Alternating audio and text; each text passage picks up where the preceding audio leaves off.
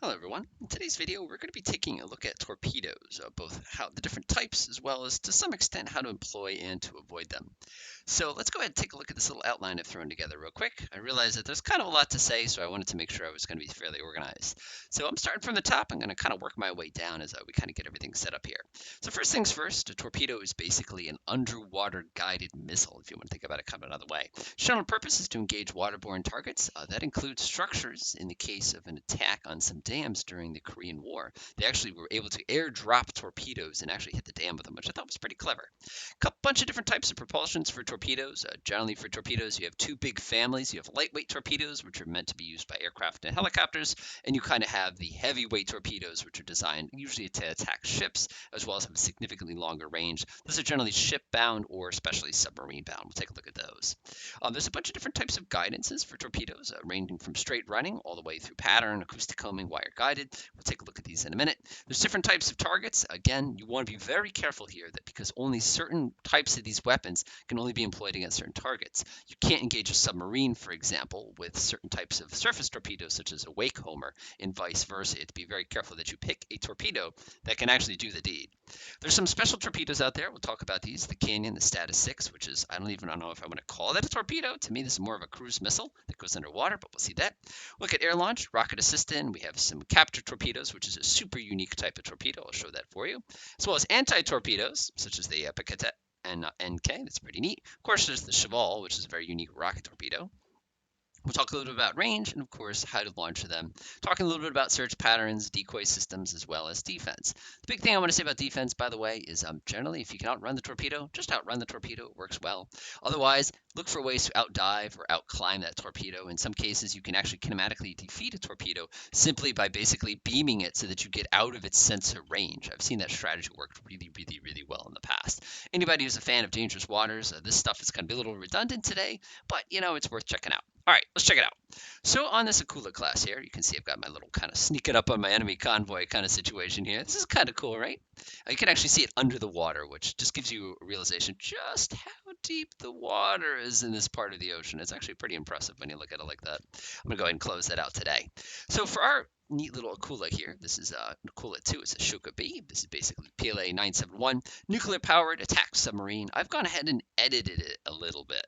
So if you actually take a look at the mounts and weapons, I've torn all the torpedo tubes, leaving this basically super ultra specialized torpedo tube that gives me quite a bit of control over what weapons I'm using. I'm including standards types of torpedoes, as well as pattern ones, wake homers, the Cheval, the LHT, which we can't actually use. I'll explain why in a minute, and of course the U set. So in most cases, when we're using a torpedo, we're going to be interested in what range we launch the torpedo and how confident we are at the target we're engaging. So in this case, it looks like I've got a pretty good beam here on here. Total distance here is going to be absolutely nothing. 1.7 nautical miles, man. We're right on top of these guys. These are World War II ranges right here. So the first type of torpedo we'll look at is a straight running torpedo. Straight running torpedoes require you to get a firing solution on the target before firing. In this case, I'm going to go ahead and grab my Mark 8 straight runner. And I'm going to go ahead and let it fire. I'm also going to bring myself back to shallow. I don't want to tip it off that it launched a torpedo on him. You're going to notice this torpedo has now been launched on an intersect course with the ship that I'm engaging. In this case, the concept is that this torpedo will arrive at the same time that ship will get there. And theoretically, we'll speed up time a little bit. You can see this is a pretty dramatic launch here. Let's go ahead and turn God view so you can see it. Oh, it's going to be a miss. Oh, I don't know. It's getting close. Oh, that ship has... Oh, we missed. Bummer. It happens. So you can see that weapon relies on the target not knowing it's being attacked in order to be actually damaged. They're not the most useful weapons, but they can be launched in huge patterns, which makes them very effective, especially for World War II style scenarios. All right, let's go ahead and take a look at time detonation. That would be the Cheval.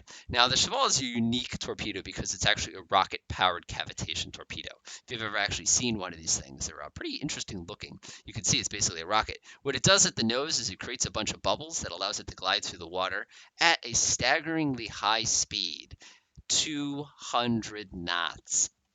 This weapon basically is a straight runner, and it has some mid-course adjustment as well as active guidance for the end, and it can be reattacked. Wow. Let's try this thing out. Let's shut that off. Yeah, we can't cheat. Let's lock onto this one right here. Launch this Cheval. Now watch how fast this torpedo can move. This is not time acceleration. It's like launching a missile. It's crazy.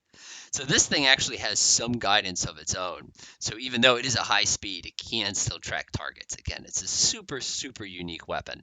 And you can see like almost like a laser guided weapon, it smacks into the target effortlessly. So that's an example of this. Pattern torpedoes are sort of unique because they're designed to follow a pattern if they don't hit the initial target. So what I'm actually going to do is I'm going to move myself back a little bit here. I need to kind of reset my situation. I'm going to come up to periscope depth, take a quick little peek. All right, do some silent hunter action. We're going to go back to shallow, and I'm going to launch a pattern torpedo. What a pattern torpedo will do is it'll actually enter this area. When it misses its target, it'll start zigzagging back and forth through this area, desperately trying to hit another target. Keep in mind, pretty much all homing torpedoes have some pattern technology in them. They either travel in a snake pattern if they can't find their target, or they travel in circles trying to find their targets. And we'll go ahead and flip on God's eye view real quickly. Looks like we missed. Bummer. Either that or we hit the wrong target. But either way, not a success. We'll go ahead and pop back up to periscope depth. Next type of torpedo is going to be acoustic homing torpedoes. These are the most common torpedoes. These things actually came out in World War II. You can look up the Fido torpedo. It was kind of a unique weapon that was basically used against German submarines. So if they made enough noise, they could be attacked. If they slowed down, they could actually not be attacked because the submarine couldn't hear itself through the noise its own propellers made. And of course, you had to be very careful with a homing torpedo because you could accidentally attack yourself with it, which was interesting because when the German submarines started employing their own homing torpedoes, the British and Americans got kind of interested and clever and actually would drag basically metal poles banging into each other behind the ship to attract the homing torpedo. So most homing torpedoes have two functions. They have a passive where they look for noises, and they have an active where they try to use active sonar to target. So in this case, we're going to go ahead and target this one up front. He's feeling pretty lucky. We're just a little out of range, but we'll be okay in just a minute. Speed up time, and away the torpedo goes. Now this particular torpedo, you can see it has active sonar and it's actively listening to try to find where the target is. I'm pretty confident that it's going to be locking onto this one that's up in the front. Now one thing that you don't see here, but which is an amazing feature, is this is also a wire-guided torpedo. If you actually take a look, it has a special comm link called a torpedo wire that enables this submarine to talk to the torpedo after it's already been launched. That means if I wanted to, I could do something like clicking on the torpedo, pressing F3, and then changing its course halfway through the attack. You can do some really fun things like cause this to beam anti-torpedo torpedoes, or use it as a way to draw torpedoes away or even trick targets into thinking they're not being attacked. One thing you want to watch out for, though, is running out of fuel, because that can get pretty embarrassing. There we go. Keep in mind, it won't start automatically attacking until it has already reached that waypoint. There it goes. And you can see that it's immediately locked on, and it's going to be engaging this poor convoy for like the 9th time today. Sorry. Oh, swing and a miss. It wasn't the loudest target.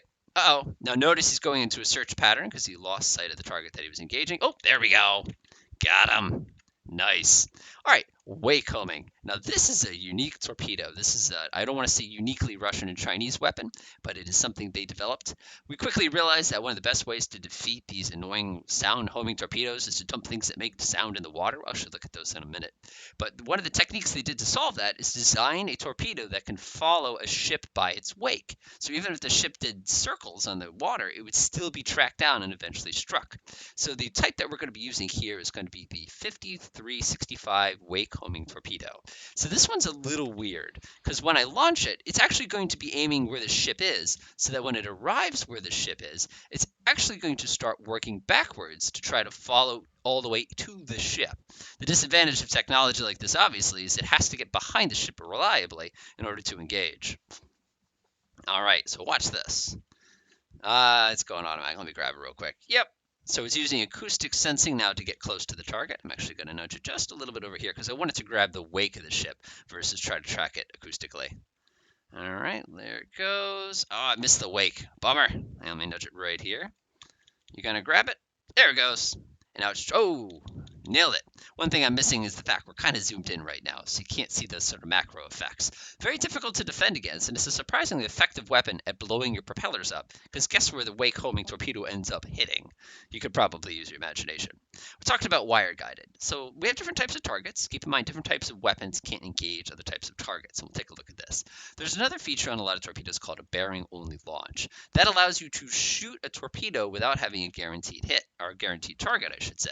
So what I'm going to do is I'm going to go ahead ahead and dive back down again, come down to shallow depth here, so that I lose sight of the torpedoes.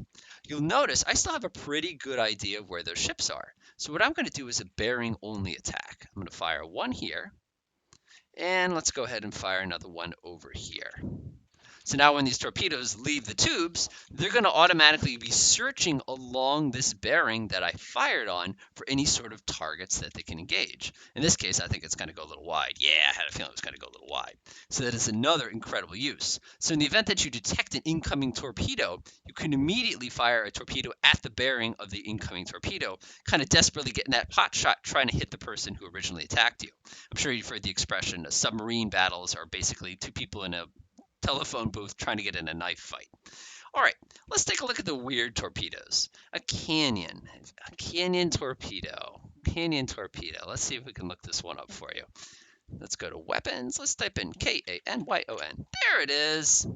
So the canyon torpedo is a nuclear cruise torpedo.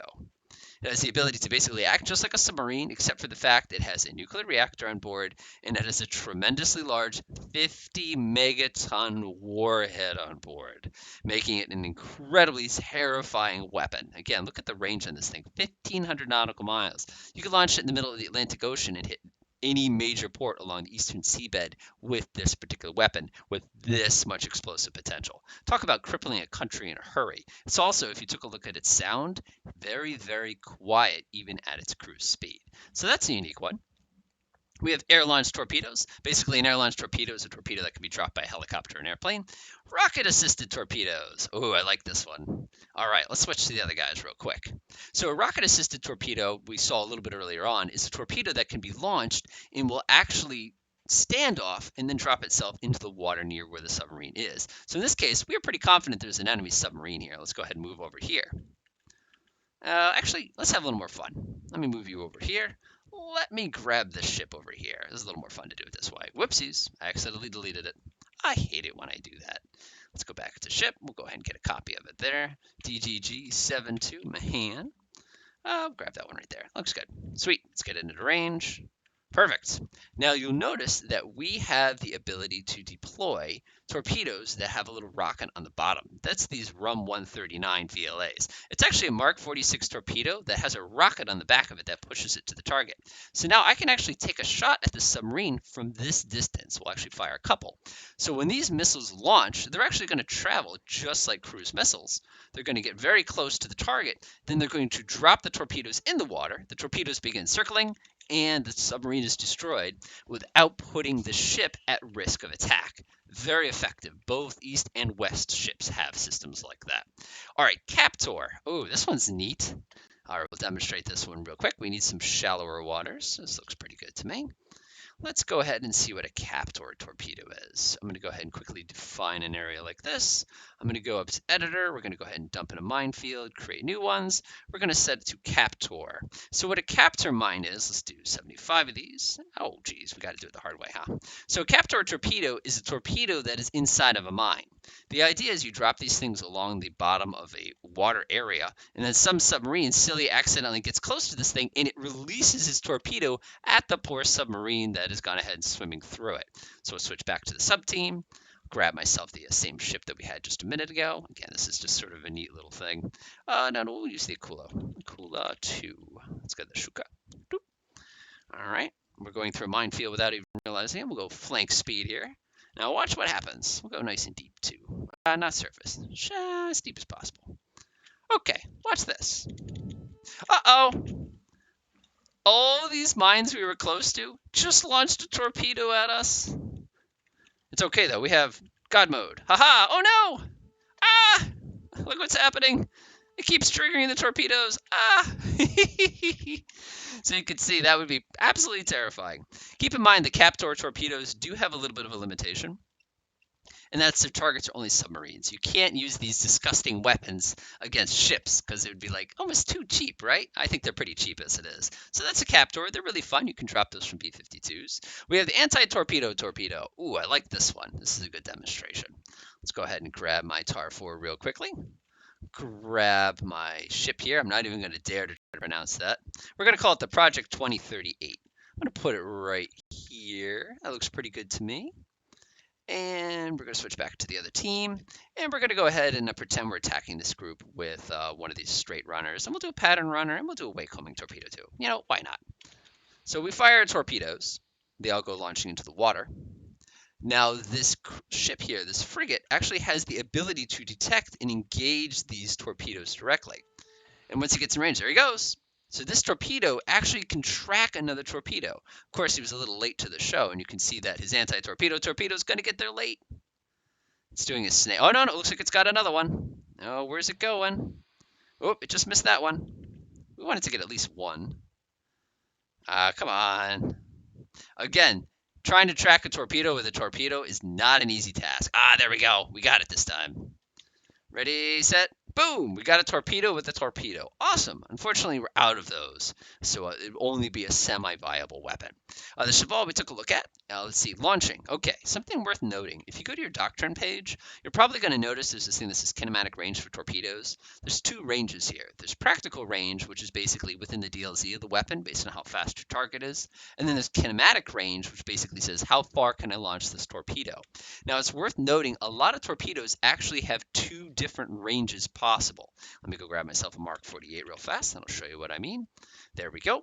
You'll notice that they have a range for their slow speed, and they have a range for their high speed. When you do kinematic attacks, you're going to be using the lower speed with the longer range. When you're doing those practical attacks, you're going to be using the higher speed with the shorter range. Make sure you select that carefully before engaging a particular target. It's just something you want to watch out for. Torpedo decoy systems. Okay, let's go ahead and engage something that can actually do some real damage here. Let's grab my TAR 4. I told you it was going to be a little long today. I'm going to grab this DDG here. I'm going to park it right here. Set him like this. Set him to a creep speed, just so he goes slow. Now, this ship has a number of different defenses on it, namely the most famous one that I can think of because of dangerous waters, and that's the Nixie. It's this little thing that basically sits in the water and makes a lot of noise that basically attracts it to be engaged. So what I'm going to do now is quickly switch back to my sub. Oh, there he is. Go ahead and now restart time here because I need to be able to see that target that I'm going to be firing. Go ahead and fire a bearing only launch. Oop, can't do that. That's cheating. Let's see here. They're on the magazines. I won't be able to fire them right away. All right, you can stop evading. You're fine. One of the cool tricks here. Go ahead and spin yourself back around. There's nothing behind you, man. They're all dead. I promise. Oh, nope. Somebody launched. It's worth checking out, right? Uh-oh. Oh, that's just not fair. Now I just got shot at by one of those. I should have told him not to fire. Yeah, that poor submarine's going to get hammered before I can even test out my theory here. Let me actually reload the scenario real quick. All right, looks pretty good. Let's grab that ship. Put it right here. That looks a little bit better. Switch back to this one. Now we're in good shape. So now I can go ahead and do my bearing attack like this. We're going to fire all of them because I'm a big meanie. Perfect. Fire. Pause. Okay.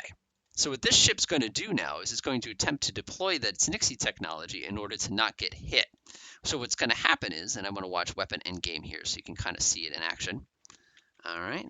Speed up time. Oh, looks like it's going to be pretty close. Ooh, one just whiffed it. It missed.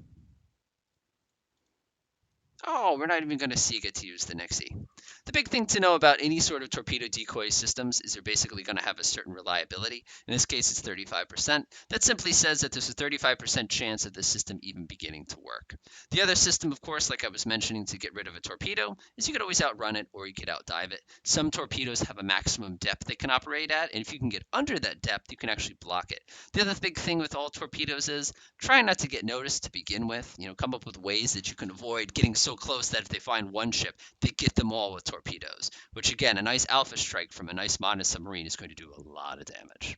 All right, hopefully this was helpful. Like I said, I wanted to kind of give you a general idea of some of the different types as well as some of the different techniques. Again, the big thing with torpedoes, as I'll say a million times, is try not to accidentally be on the receiving end of these things unless you're in a position where you can just outrun it.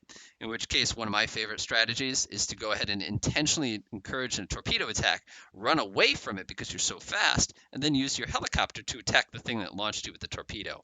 It's kind of a cheap strategy, but it's actually very viable. Of course, as you've probably seen in the news, future submarines are going to have anti-aircraft missiles on them that they can launch from underwater, which is going to make that strategy a little more difficult in the future. All right, as usual, if you have any questions, feel free to throw them in the comments. Otherwise, enjoy.